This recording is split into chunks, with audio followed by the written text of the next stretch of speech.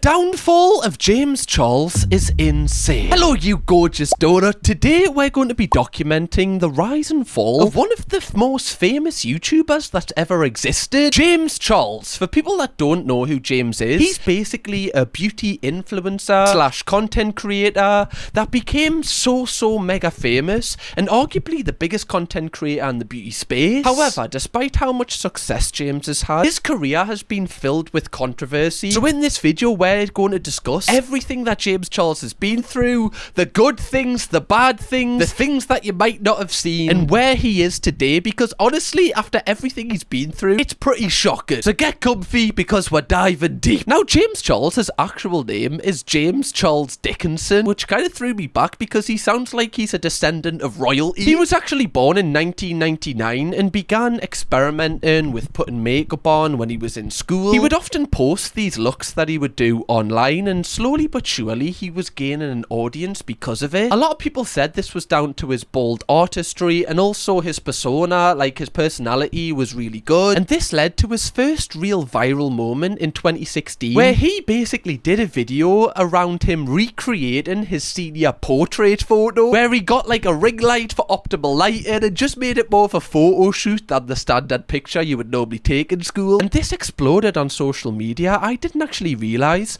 that James Charles first blew up on Twitter. Obviously, as you can see, this photo is just much better quality than what like other people would have as their like senior portrait photo. Even this one obviously is just a lot different, and this seemed to just capture the entire audience on Twitter, and a lot of brands also started noticing him. He even got shouted out by Zentia, so I mean, do you need any more social proof than that? The star of Euphoria, man, Mary Jane. Now, one of the brands that noticed James after his blow up on Twitter was CoverGirl. For anybody that doesn't know, they're basically a big business when it comes to cosmetics and makeup, and they actually made James the first cover boy ambassador of CoverGirl. Normally it's obviously been reserved for girls, and this was a huge moment for James and the industry in general, because now CoverGirl had like a man as their, you know, main ambassador. With prior to this, the space was obviously dominated by women, and honestly at this point it got me thinking, bloody men, will they let women have anything, man? Can't women have anything? Got to infiltrate every single space. Sorry, just me true feelings coming out there. What is even more crazy about this when I was researching it is Katy Perry actually announced that James was now an ambassador for CoverGirl, as at the time she was. Now this must have been absolutely mental at the time, like just going from, I guess, like a micro influencer, if that's a saying, to now being like the star of like a huge brand, and also Katy Perry knows who you are. Like, this is a huge quick trajectory to fame, and at this point James just seemed to be everywhere. He was also on Ellen talking about it. How does this happen?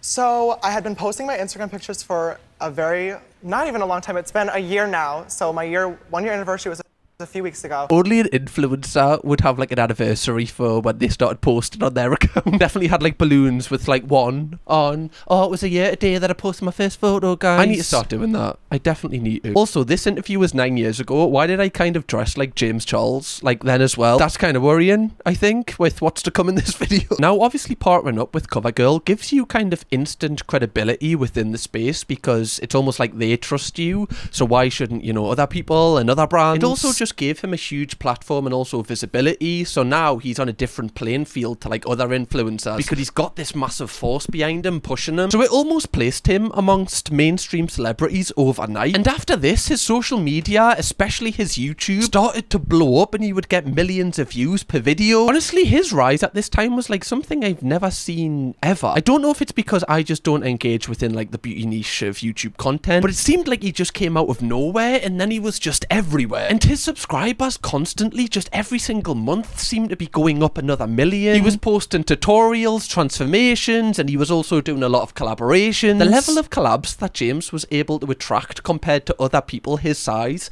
was crazy. I remember it being a huge thing at the time when he collabed with Kylie Jenner, because Kylie Jenner was just even bigger, I think, back then than what she is now. I don't know if that's strictly true. She was majorly famous back then. I mean, she still is, but I feel like she really had like a grip on the internet then. He also got Charli D'Amelio, who back then again was like a huge star. Doja Cat, right?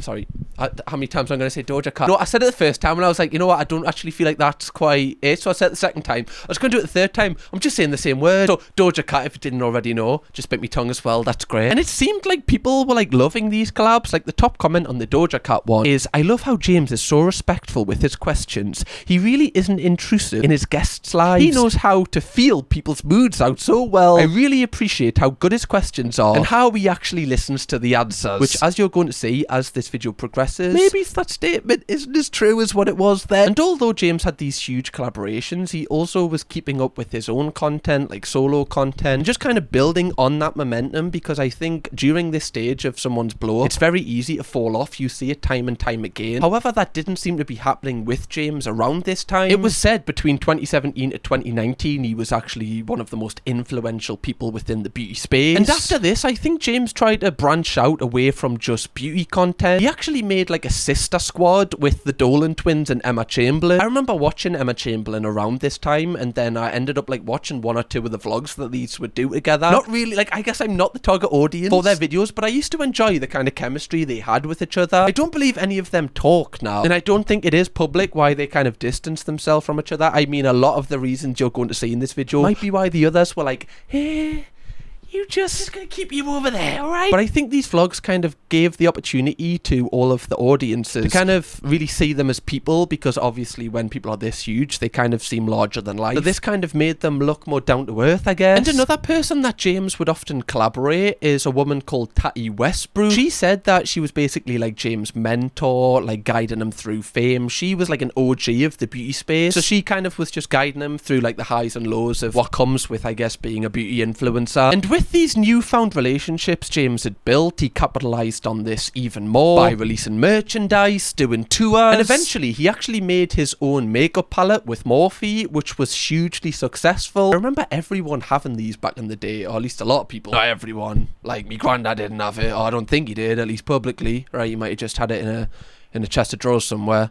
I'll ask him next time. And this obviously was like a huge milestone in his business career, because he's kind of, you know, branching out away from YouTube with actually a physical product now. And it's said that the peak of James Charles's career was when, after this, he got invited to the Met Gala, which is basically only reserved for A-list celebrities, or just people that Anna Wintour likes, basically. You're basically rocking with people like Frank Ocean, like Rihanna, like people like that at that point. You're in the big leagues. I can't even imagine what that must have been like to be in that room with them people. Obviously, I'll never know. And at this point, it almost seemed like James could do no wrong. Like, people were really rooting for him. However, despite him taking over every single industry that he attempted to, behind the scenes, a lot of drama and a lot of tension was bubbling, which was about to come to the surface and change James's career forever. Now, one of the first major controversies that James Charles had was his kind of relationship with straight men. Now, James Charles is gay, if you didn't know, and there was a video that surfaced where James would basically say that he enjoys like flirting with straight men, and he enjoyed like kind of turning them gay. Like, I remember the video of him saying this in the car going mega viral, and this was the first time I'd seen like him receive real hate. And shortly after this, there was the controversy with a man called Gage. Basically, Gage and James were seen at Coachella together. Someone took a photo and basically said, is this your new boyfriend?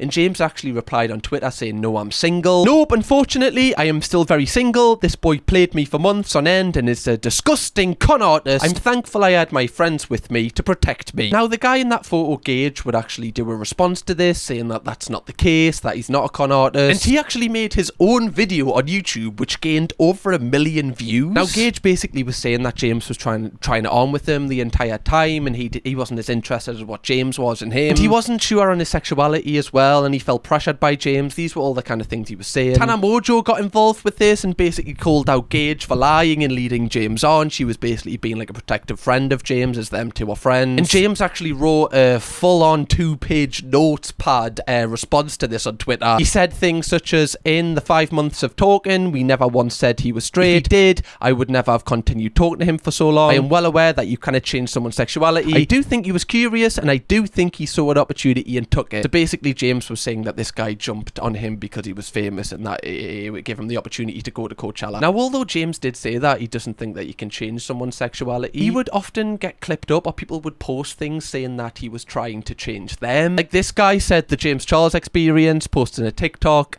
and then basically showed messages which, you know, you could argue is very, very flirtatious, and especially when James knows the person he's speaking to is straight, very odd. And these claims of James like trying to turn straight men into gay men just became even stronger during Dramageddon 2.0. Now, I call it Dramageddon because this is what the fans basically called it. It's one of the most iconic kind of eras in YouTube, especially YouTube drama. Like, commentary channels during this period were eating, and you're going to see why. So Tati Westbrook, who we previously mentioned, who was basically a mentor to James in his early stages of fame, actually made a video on YouTube called Bye Sister, basically referring to James. Always start his videos saying hello sisters, which already you're like, okay, right, the tea's been spilled, piping hot, right, the kettle's been boiled twice, I'm ready, I'm sat. Okay, now this was basically a 43-minute video of her kind of criticizing James and holding him accountable for some things that had happened. Like, they were at a birthday dinner for Tati, and James was flirting with the waiter, trying to like get with the waiter, even though everyone knew that the waiter was straight, which backs up the point of the previous things that had just happened to James. The beef was cooking. There was also other various things, such as the betrayal over the sugar bear hair. This was a sponsorship that James did, and it was basically a direct competitor to a business that Tati had herself. Now, Tati said she felt like blindsided and hurt by this, because why would one of her friends be promoting a competitor to her business? But I think the more hard-hitting stuff was definitely like the concern about James's behaviour. And like I said, she threw various allegations at James that he would pressure straight men. Now, shockingly, the waiter in this story who was mentioned actually made his own YouTube video talking about like the experience from his side. Now, in this video, he actually went on to say that him and James actually got together. James actually wanted to fly him out to LA, and he kept like saying no to James, but James apparently wouldn't take no for an answer. The waiter is called Sam, and he would actually say to James, look, I'm straight, like, I'm not interested. But apparently James would just continue to pressure him, which again backs up the stories which we've heard previously. Now, Tati in this video said she didn't want to be associated with James whatsoever, and she implied that people behind the scenes also were worried about his actions. And honestly, the backlash that James got from this was generational. Genuinely, I don't think the record has been broken for how many subscribers someone's lost in one day. Still to this day, I think it was like 1.25 million, 1.26 million that he lost, which is crazy, in a single day. Like, what? Like, that, how could that ever happen? 1.26 million people went, nah, don't like him anymore, unsubscribe. God. And I think in total from this situation at this time he actually lost 3.1 million. Now, James obviously responded to this. He often does with drama. He puts out a message on Twitter or something, but with this he thought it was big enough obviously for a YouTube video. He would actually respond with not one but 2 response videos, which I believe is actually his most viewed video to this day. I think he deleted the first response, which was just called Tati. Now, that response video, Tati, was a lot more emotional and short and faced a lot more backlash. However, his second response was a lot better. It was titled No More Lies, and that is the one that is still up today. Obviously just got rid of the first one. Just act like the first one didn't happen, right? Just be like, oh, right, just delete it, it's gone, right? The first one, sorry, there's only one. Because in this one, he actually came with like receipts and screenshots and DMs and like timelines. He came with a lot more kind of, I guess, like receipts overall, just to kind of, you know, back up the actual timeline of what was going on, rather than just kind of, you know, speaking from the heart. He actually made a much more of a logical response. He explained his reasoning behind doing the sponsorship, which, you know, competed with Tati's brand, and that kind of, you know, made sense. He denied the like predatory allegations with like various text messages which disputed it. And this response went down a lot better than what his first one did, as he actually started gaining subscribers again. Like, people started to side with James in this entire beef, as some people felt like Tati had exaggerated some of the information. Also, in this response, it was alluded that like Jeffree Star and like, now we're getting fully deep into it, but like other people behind the scenes had it like conducted this beef as like a smear campaign against James. God, there's so much drama within the beauty industry. Like, I can't imagine what it's like to be a beauty YouTuber. I wonder if it's like it seems like there's so much backstabbing. Now, Tati actually made a response video to a response video responding to her video. YouTube inception to what we do over here. And she basically retracted a lot of things and said she didn't intend for the beef to go this far. I think she basically kind of crumbled a little bit and was like, this is just not the life for me. The smoke, I'm not comfortable in it. Okay. And eventually after this, she actually took like a real long extended break from YouTube. In 2020, she made a video basically saying that Shane Dawson and Jeffree Star had kind of, you know, conducted this beef and kind of forced her into it, or at least kind of motivated her to do it. But this added a whole new layer. Okay, I don't need to give a full roundup of Dramageddon. When I was researching it, I was just so fully into it because I didn't understand all the ins and outs at the time. We're now getting into Dramageddon 3.0 and I just can't get into that right now. Anyway, back to James. So after Dramageddon had finished, James attempted to kind of rebuild his career after what had just happened. The more videos he was making and the longer the time away from Dramageddon had kind of went, more brands were starting to work with him. I imagine he was earning a lot more money again. He even had a YouTube original show, which was like a thing they were doing then, where it was basically like a Netflix special thing, where James would have a show called Instant Influencer. I remember watching this with Chloe, and it was actually like, I'm not into beauty or nothing, but I actually enjoyed it. The tagline is, YouTube star and beauty influencer James Charles will join forces with others in the industry to judge 6 contestants in the race to be the next James Charles. So it's basically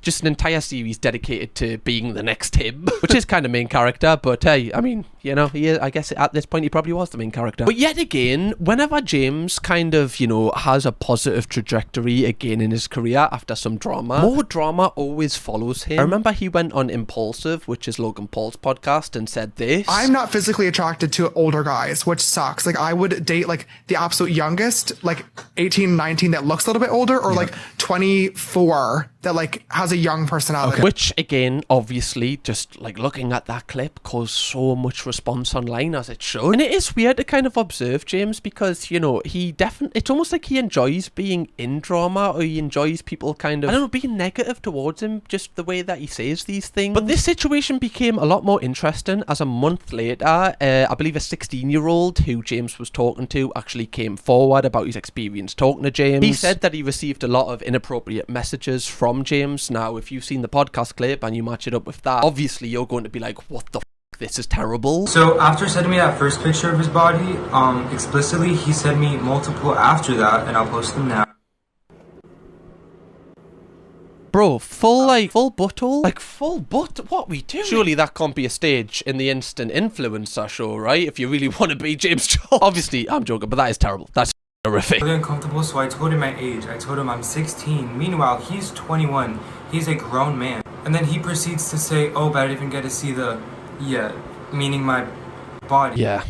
You know, just the worst of the worst things that you can say and do. Very, very weird. Now, I didn't actually know the allegations against James and the stuff people had came out about him with were this bad until researching this today. Like, the more I researched into this, the more I was like, oh my god, this is a lot deeper than I thought it was. Like, I kind of knew about the Dramageddon stuff, and I knew about, like, kind of the straight guy stuff, but I didn't realize it went even deeper. And it makes me think today, we're going to see where he is today, but I wonder if other people, you know, just don't know about this, or they just ignore this, because we're going to see where he is today, and this man obviously still has a career. Now, after this video dropped, James would come forward and dismiss these claims, as he normally does whenever he's involved in this kind of thing. However, more and more smaller creators were actually coming forward on TikTok and Twitter and Instagram, saying that they'd had similar experiences with James. And at this point, I think the internet was also like, no, we're putting our foot down now. Like, you know, we're not giving him a second, a third, a fourth, a fifth, a 47th chance, which it seems like James Charles has had. And brands definitely felt this way. I believe he actually got removed from the YouTube partner program, which for anybody that doesn't know means that you don't have access to AdSense, so you can't make money off your YouTube views. And also brands aren't going to be wanting to work with them, so there's no revenue stream coming in from there. And he was also kicked off the Instant Influencer show, which is kind of mad because the entire show was dedicated around him. So how do you get kicked off a show that is entirely dedicated to you? You've got to do some pretty up stuff, which he did. He was also dropped by Morphe, who, like I previously said, was the company he originally released the palette with, and that is also huge because, you know, they've been there from the start, and now they're even like, we're wiping our hands with this guy. Now, at this point, James would actually release an apology. Hello everyone, James Charles here, and today I'm going to be making a very important video about a very important topic. As many of you guys know, about 2 years ago now, I was involved with a very public online scandal in which some fellow YouTubers made some very serious accusations against me, and within the past couple of weeks, similar accusations are being made again, and I think it's very important that I get on camera and talk to you guys honestly about what is going on. And as you can see, like, his demeanor and everything, he's kind of, you know, talking very calmly. This doesn't seem to, you know, affect him too much, or it doesn't seem like on the surface at all. And after watching this video, the wide response from everyone was that it wasn't very good and it wasn't a great, like, apology. And because of the backlash this this response received, James would actually take an extended break from YouTube, and then he would return. And honestly, at this point, I'm like, surely, like what is there really to return to at this point? Like, everyone has like an opinion on, and they know what you've done. Like, who are his supporters really going to be? Especially when the allegations made against him are like consistent, and it seems like he kind of never learns. However, when he returned back to YouTube, he was actually really successful again. Not as successful as he was when he first blew up, but still making a very, very good living on the platform. Now, even though he's done all of these things, and people obviously are not going to watch him, or a large majority of his audience aren't going to watch him anymore, you would think, like, he would just try to just stay out of drama, just not do anything to hurt anybody else, you know, just stop hurting people. However, shortly after returning to YouTube, he would get into even more controversy, and a deep one as well. Now, this involved Kayla Malek, I believe that's pronounced right, apologies if not. She is an influencer, and basically she came forward about her ex who was abusive to her. I believe her ex actually got charged with the evidence that she had about this abuse, so obviously very, very deep things, very, very horrible thing for someone to go through, and the person that done that obviously is not a very nice person, is a horrible person. Now, if I told you that this horrible person that did this to Kayla actually was in contact with James Charles, allegedly, and James Charles was allegedly guiding him through, you know, the entire cancellation that he was going through, how would that make you feel? Probably not the best, or probably not surprised at this point. Yeah, a lot of people are watching going, yeah, Cam, that kind of checks out with what you've told me. I'm like, you know, like, did you expect? Yeah, you did. You probably did. You know, probably not shocking at all at this point, which is disturbing. An influencer called Zach went on a podcast and basically said that James was saying things to this guy that was abusing Kayla. Zach was saying that James would say to this Evan that Kayla was like a psycho, and that she'd often like create fake drama to get more views or whatever, basically kind of gaslighting this Evan into thinking that he's actually the right person in this situation somehow, even though, you know, there's actual evidence of what he's done to this girl. Very, very strange again. And like I said, before researching for this video, I didn't realize how deep this runs. I was thinking this was going to be more like a James Corden video or like a Dynamo video. How wrong was I? Now again, James would release his own response to people saying these things, especially the podcast from Zach, you know, addressing all of these allegations. I don't support him, I don't support violence against women, and I sure as hell do not support the disgusting, deplorable violence behind closed doors. I really hope and pray that when this goes to court this week, Kayla gets justice for what that man put her through. At the same time, the videos that I'm currently seeing all over my For You page are disturbing to me. This is not TikTok tea and drama for everyone else's entertainment. This is real people dealing with some really serious. The conversation has completely shifted focus away from Kayla Malek and how she was brave enough to speak out about what she went through to how James Charles involved, the downfall, By Sister 2.0, where's the apology video? It's distracting. Now, as you can see, like, that's a very strong response from James. It's also important to note that James actually, I believe he sued Zach, the guy that made these allegations on the podcast for, like, you know, I guess defamation and just kind of, you know, spreading false information, which can seriously hurt him. So again, at this point, it's kind of just who do you believe? But I do find it weird that his name constantly gets brought up. Like, it's just strange how he seems to be involved with so much drama. However, shortly after James released this video, Kayla herself would release 3 10-minute TikToks showing receipts about how James was basically obsessed with her ex Evan. Like, even when they were together, he would often like send messages saying that he was hot, and he would actually message Evan basically kind of flirting with him. Kayla would like put all the screenshots up. And apparently when Kayla actually told James that her and Evan had split up, James said this to her. So James basically said, do you want to be in a painted video with your man? I'm not even joking, this made me. I broke up with him last night. I saw your story and was crashing out. Tune in for the 30 part 2 of the Did I Marry series. He said, what? Girl, he's crazy. What happened? Can I have him now?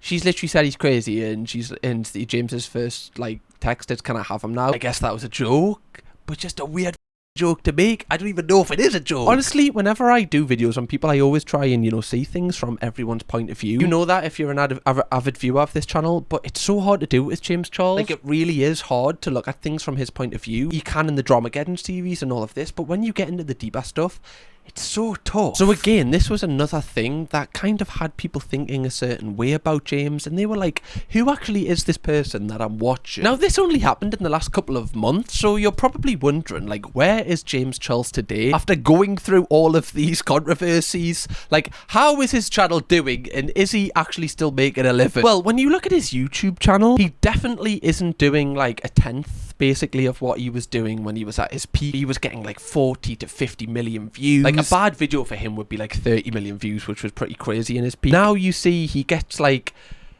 one video's hit a mil in the last 4, he'll get like 800, 900k. Still huge numbers, still way more than what I get. But compared to what he got in his peak, I definitely think you can call this a kind of, you know, I don't know if it's like a fall off, but you know, he's obviously not doing as well as what he was. So he will still be earning hundreds of thousands of pounds, and it's like mental. And it's crazy because I feel like a lot of other people, if they'd done the things that this guy had done, they definitely wouldn't, you know, still have the size of the platform that he has. I definitely am really interested to hear your thoughts on this, because like I said, I didn't realize this video would be so deep towards the end of it, and after researching for this video, it left me kind of wondering, like, how does James still have, you know, the huge viewer base that he still does, and why do, you know, like hundreds of thousands of people, if not millions of people, still love him? Is it because of his personality? Do they kind of just turn a blind eye to, you know, the controversies that this guy's been through? It's a very interesting question, and one that I don't think I have the answer to. Let me know what you think, and hopefully you found this video interesting, donuts. I always like doing these character profiles on like YouTubers and influencers and celebs. Let me know if there's anyone else that you'd kind of like me to do this on.